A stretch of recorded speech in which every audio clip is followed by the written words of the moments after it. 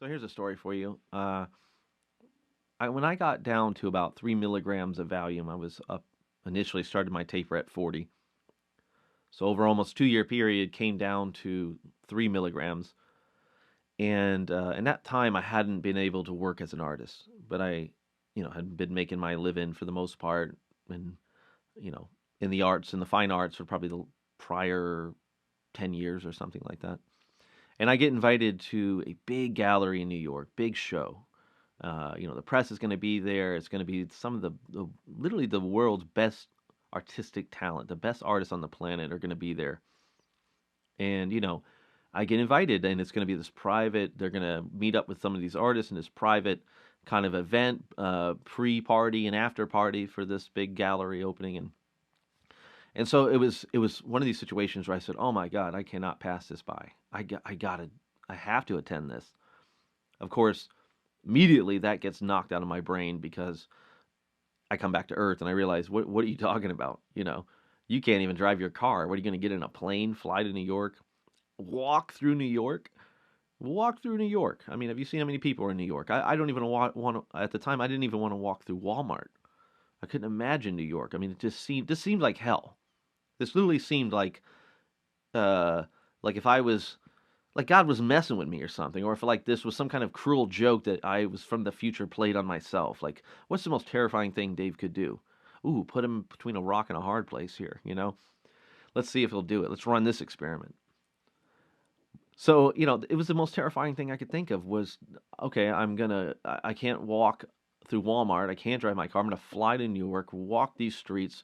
I'm gonna go to this big gallery. It's gonna be, cram packed with hundreds of people and press and cameras and all this stuff. It just seemed impossible. I mean, it seemed so damn impossible. I can't even tell you how impossible it seemed. Uh, but I'll tell you, then came this thought that it was almost an anger. It was an anger that, God damn it, this damn Benzo is gonna take this from me too. And I thought, I'll be damned. If I can make this trip, I'm gonna do it.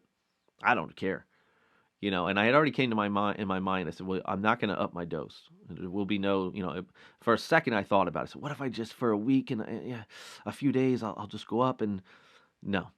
I said, no, you just have to walk through this fire or don't do it. So next thing you know, I'm on an airplane, uh, 30,000 feet in the sky, holding on to my rails. I remember the flight attendant looking at me, and she was like, "Are you okay?" And to the point where I started to worry that I was like making the other passengers around me nervous. I'm gripping on, and I'm just like eyes are closed, and I'm hat my head back, and every little flutter of bump in the sky, my heart's dropping, and I'm fighting a panic attack, and it was terrifying. It was 3.5 hours panic attack in the sky essentially. And then it was like panic attack in the taxi there, and it was a panic attack getting from the taxi to the hotel, and the whole thing became just crazy. And so I was there maybe 2 days before the event too.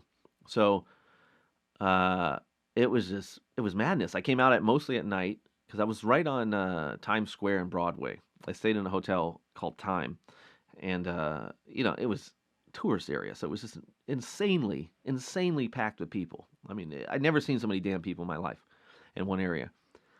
And so I come out at night, because I'm thinking, okay, it's 2 in the morning. Plus, I'm on this night schedule anyway because of the benzos. I can't sleep. I'm up all night.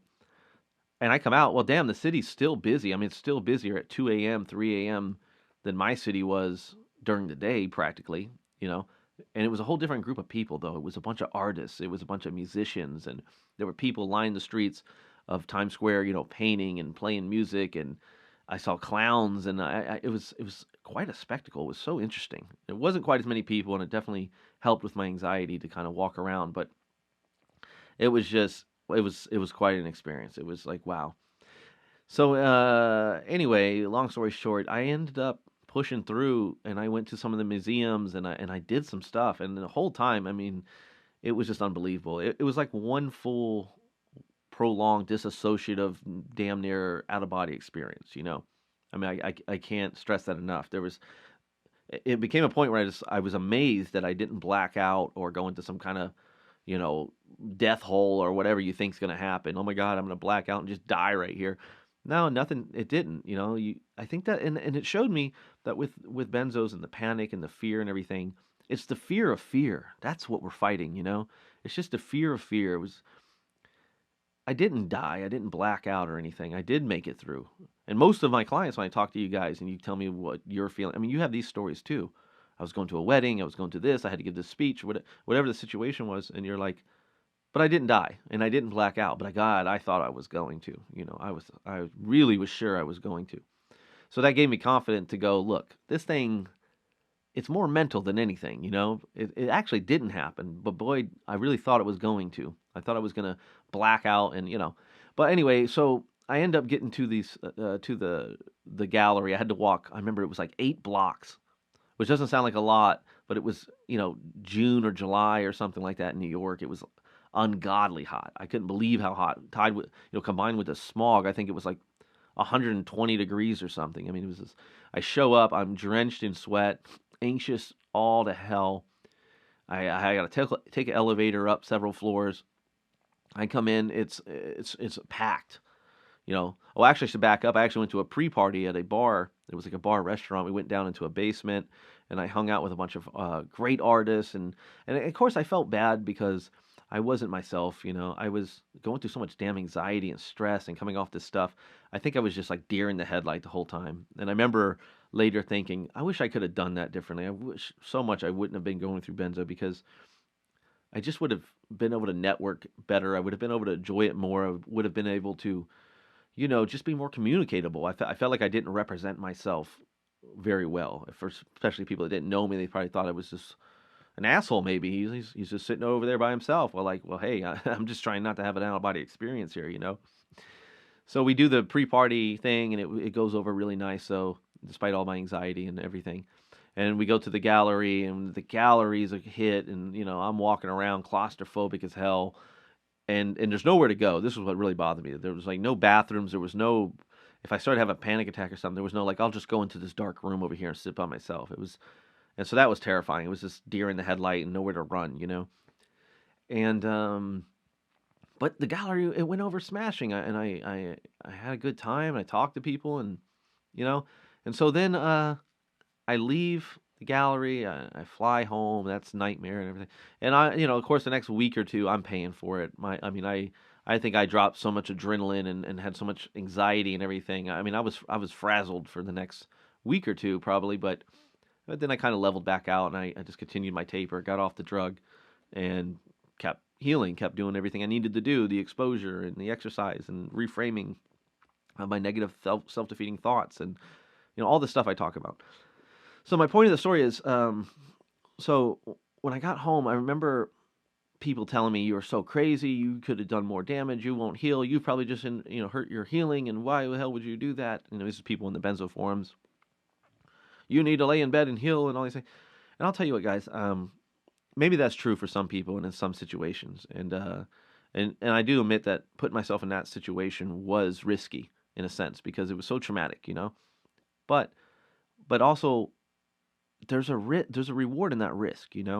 Because I had so much confidence from that. I learned so much from that, and I was so happy internally that I was strong enough to push through that and put myself in that damn situation so I could have that memory.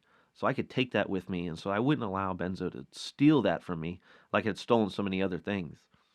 And I'll tell you, to this day, it's a really good memory. And I'm glad I did it. And I guess my message to some of you is, especially after you've been healed and you're not going through such traumatic stuff, but you're still kind of knocked down, is sometimes best just to push through and not allow this thing to take everything from you. And you're going to go into it, you're going to feel awful, it's going to be a hard day, and the next few days after the event is going to be tough. And this could be a wedding or anything, a big dinner with the bosses or the family, whatever the situation. Sometimes I just think it's better to go into it. And I know people are going to disagree and say, no, you got to, that, what are you talking about? That's crazy. I don't think so. I think we're stronger than we believe. And I think some of us, we need to make a decision and say, you know what? Screw this. You're not taking anything. You're not going to take it all from me. And I'm going to keep going, and I'm going to try to live some kind of normal semblance of a life despite what you're trying to do to me. Despite this voice and this anxiety trying to tell me to lay down and give up. and to not avoid all fears. I mean, it's a fear-based situation we're in. It's fear-based, and again, fear fuels fear. I didn't black out. I didn't have any heart problems or aneurysms or any of the crazy stuff that I thought was going to happen. In fact, I even had some good moments during that trip, and I'm glad I went.